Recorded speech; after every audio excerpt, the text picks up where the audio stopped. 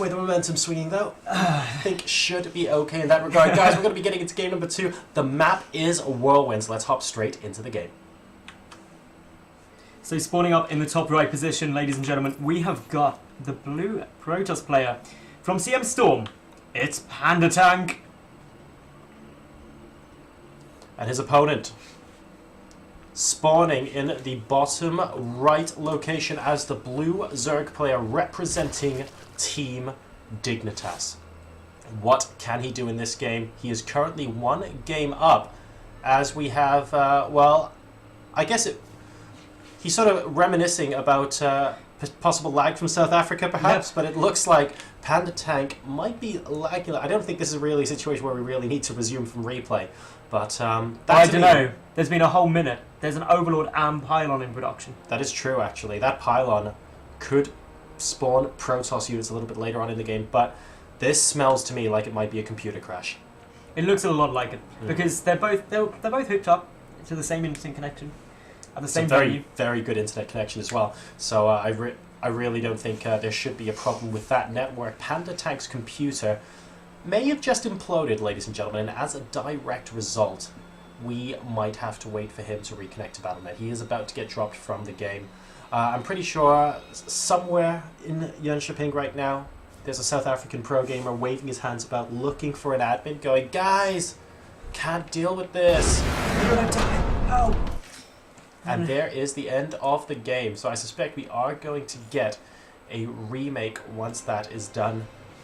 Just going to give a quick chat to Tefel so that he can let us know what happens a bit later. Now, of course, the admins will be very accommodating to PandaTank because who wouldn't be accommodating to a tank that shoots pandas? As we were talking about yesterday. Is PandaTank's name a tank that is actually a panda or a tank that shoots pandas? I want it to be a tank that shoots pandas. I think that would be so OP. The most imbalanced game in the history of gaming ever. It would be so fun as a minigame. No, imagine. Like, you know you were talking about spore crawlers to shot banelings? Yes, I do. I remember that. Which, by the way, for the record, probably end up doing less damage to mutalisks. Yep. But a tank that shoots pandas would actually be pretty good. What was that game? It was like Tank Wars or something. You're not talking World of Tanks? No, I'm not talking World of Tanks. But that would be a great mod for World of Tanks. I'd play the heck out of that mod for World of Tanks. Yeah, that'd be awesome. But anyway, no, if you were sitting there, it was 2D. 2D, you had like 2 little tanks, you moved around, you had to go behind walls and just try and kill the other tank. It was probably called something really obvious, like Tank Wars. Like, very... I used to play Battle Tanks, like, on the Game Boy, but that was single player. It was like that, but like, it may have been that, I don't know. But I don't remember it being 2-player. I don't know if it's 2-player, you just had to kill other tanks. It might not be multiplayer, it may have been you. But anyway, the point being, if you had a game like that, with shot pandas, awesome. The pandas would then become obstacles. They wouldn't move around very much. No, they just sit there, eat, sleep. Yeah, eat. Not really too much, really. Yeah, that's pretty much like what we wish we could have been doing after about 20 hours yesterday. Yeah, exactly. So it turns out that instead of having a nice relaxing weekend, we're opting instead to spend 12 hours a game cast. 12 hours a game! Oh my god! It's the Naniwa game all over again! Broodlord Infest is over, don't worry. Yeah, okay, cool. No more Broodlord on Broodlord action. 12 hours a day casting StarCraft, and we are back in, ladies and gentlemen, to game number 2. So let's hop straight into it. This time, a little bit different as far as spawning positions go, but it is Whirlwind. Let's hop in. Now, in the top left position, we have got the green Protoss player from CM Storm. It is PandaTank. God, I love that name. CM Storm, PandaTank. I'll give you like an 8 out of 10 for that impression, Joe. And in the bottom right position, spawning is the blue Zerg player representing Team Dignitas, an incredibly strong European Zerg hailing from Poland. He's currently 1 game up after that incredibly successful push on Belshir Vestige. Can he do it twice in a row, though? It is Dignitas Tefel. I'm not going to try and do the impression. No. I just couldn't do it. So anyway, in this game, we have got PandaTank getting a pylon. Is he going to go Nexus first again? Well, it is Whirlwind. It's a big map. He scouted the close horizontal position, knows that his opponent is not there. Tefel, though, he's going very happily for a 14 pull. Then just going to expand probably quite comfortably after that.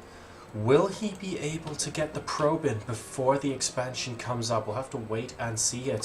Tefel hasn't sent a drone out for the expansion just yet, so this probe does have the potential to be a little bit annoying. There's the drone coming out, and he sees it, and yes, PandaTank just about able to reverse the trajectory of that probe, and he's saying, hey mate, I know this is a whirlwind, I know it takes forever to scout, but looks like I found you early.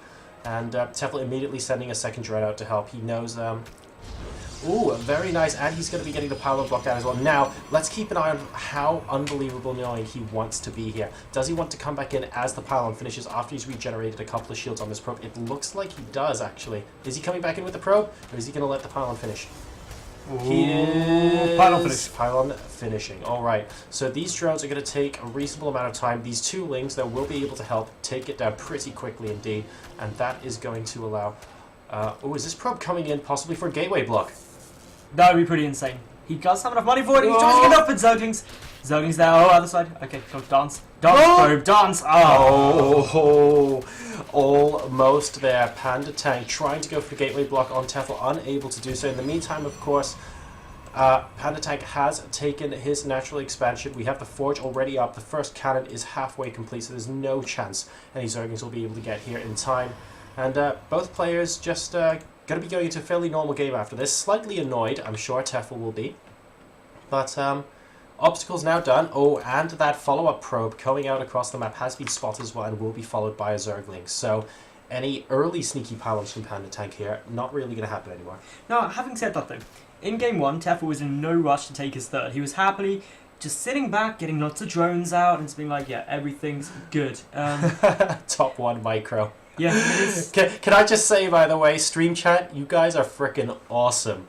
I love all of you. You are absolutely brilliant. We've got it open on a side screen. We've got like we have got more screen real estate here than like a cinema complex. We basically do, guys. For the record, we're casting from my lounge at the moment. I have a studio set up with a green screen, and we have in front of us that I can see right now 5 screens. If you count phones we're tweeting from. 6. I see the tablet as well. So we have a reasonable amount of information in front of us. There are lots of things to keep a track of, but we think it's going to be worth it. A third hatchery coming down now as well for Tefel. We see a sentry being produced now just to be safe against any early aggression. Should this pylon try and get busted or something like that, we can have the force field come down here. So always useful to have a little bit of energy in store.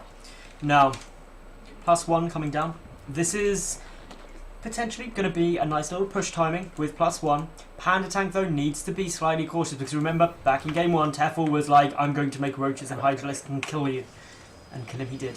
That worked very well. It worked very well, but that's because PandaTank tried to take a very early third.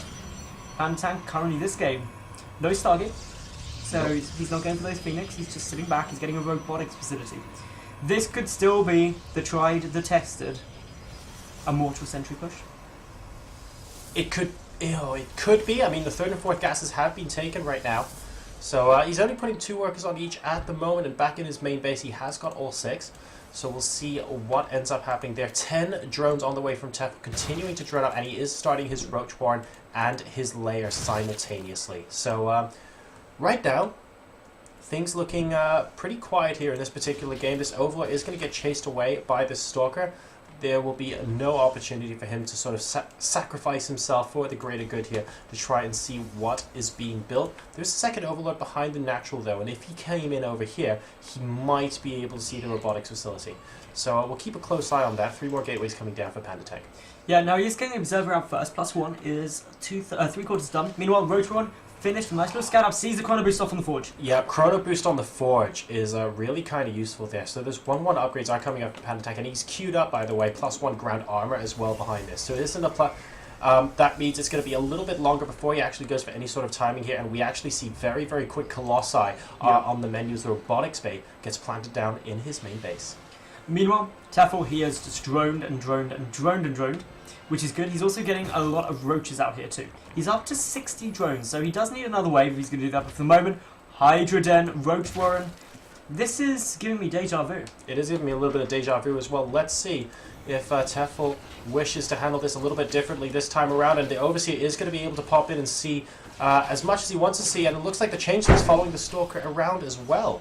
So that's not going to get noticed very quickly. And yes, Tefel does see the robotics bay there. The Overseer is going to go down, but since the robotics bay is up, he can safely assume there is a robotics facility. The Changeling sees it anyway before getting taken out. So that's a really nice scout up there from Tefel. Okay, the number one thing that needs to occur at the moment is that PandaTank desperately requires to get Colossi out. But there's the infestation pit again. This is what we saw game 1. Tefel happy to go straight up to Hive to get Vipers. The Chrono Boost on the Colossi needs to be brilliant. PandaTank moving out at possibly the worst moment imaginable. Oh, the units coming in. PandaTank, see the units and run away back to your natural, please. Please, PandaTank. Chorusar, he's getting outside of his natural. And yeah, this could end up being pretty tense. I mean, oh, he's going for the third base once again. This really is a deja vu moment. Look at this guy, 7 Hydralisks and 12 Zerglings coming in, going straight up to Hive. And look, PandaTank sees this. He can see his opponent going straight up to Hive. This is going to be quite frustrating for him to deal with. Is he going to end up having to cancel the third base? Look, he's trying to draw the units up. He's drawing the units up to be like, hey, I've got Roaches and Hydras. And these Roaches and Hydras might just pack quite a punch. I mean, Tefel's up to 133 supply versus 97. Nice little wall off here from PandaTank could assist a little bit, but Tefel is starting to make motions that he wants to go up into the natural expansion.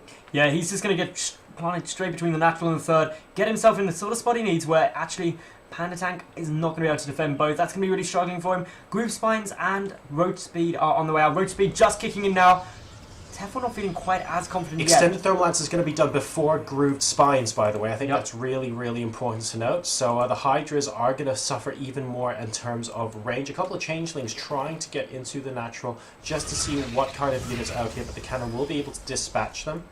This is difficult for PandaTank because he split his army as well, so the control has to be so good. And here we go, Tefel trying to make some headway into the natural, but Extended Thermal Lance is done. Groove Spines is about to complete as well, but look how much damage those lasers are doing. Laser's good. Laser's good, very good. And this now means PandaTank probably going to force Tefel back from there. Tefel's still flooding in more units, but there are 2 things in the production tab, Jorisar. There are. Which are going to be those Colossi are a lot less scary. Vipers. Yeah, Vipers are going to be a useful addition to this army, but it's important to point out, though, that in the last game, this push simply won Tefel the game.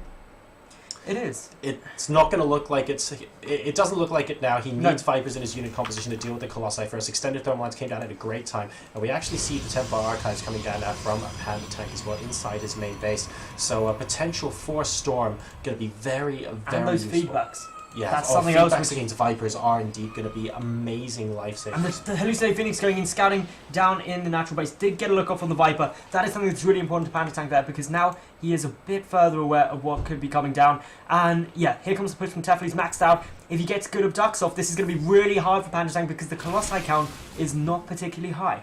13-minute max out here. We have Roaches, we have Hydras, and we have Lings. We're going to have Vipers to reinforce this as well. PandaTank looking like he wants to try and defend in the middle here. Good force fields going down initially, but the Colossi get abducted. 2 out of 3 of them immediately going down. Fantastic force fields from PandaTank, it has to be said. Will he be able to hold on though? Tefel down to 194 supply. There's still so much Zerg stuff here, and the Colossus isn't on the high ground. It feels like he's stuck between a rock and a hard place right now. Another abduct. The final Colossus goes down, and PandaTank is down to 95 supply. This is not looking good for the South African player. PandaTank is losing all of his stuff. Tefel just motoring his way through those abducts, picking off the one thing that could have saved PandaTank, those Colossi. And now the might of the Swarm is punching into the third base, pressuring down. Zealots are trying to go up against it, but those Hydralisks have just got so much damage. They've even got muscular augments now. There's no more Colossi in production. The third base is dying, and Tefel is rallying across the map. Yeah, PandaTank's just coming to terms right now. He's got 1,000 and 1,000 really banked up. He can't really do too much, sadly, at this point in time. And I think this game is over. GG, and Tefel wins the series 2-0.